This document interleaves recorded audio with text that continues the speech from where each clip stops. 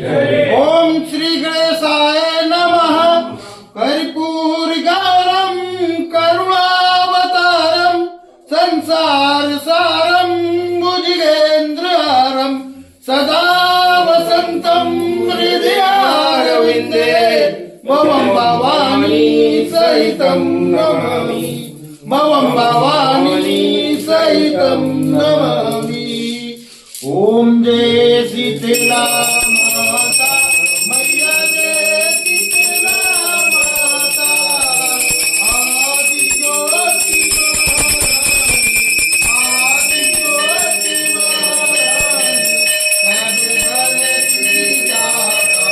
ओम जय शीतला माता रतन सिंहासन शोभित श्वेत छत्र बाता।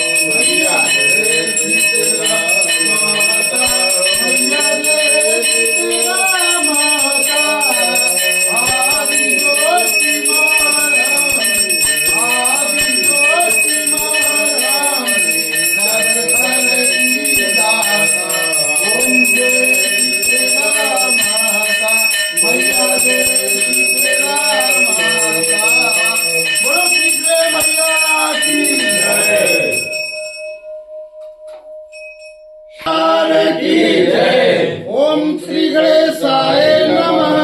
ओम भूर्भुवस्सवितुर्वरेण्यं भर्गो देवस्य धीमहि धियो यो नः प्रचोदयात्।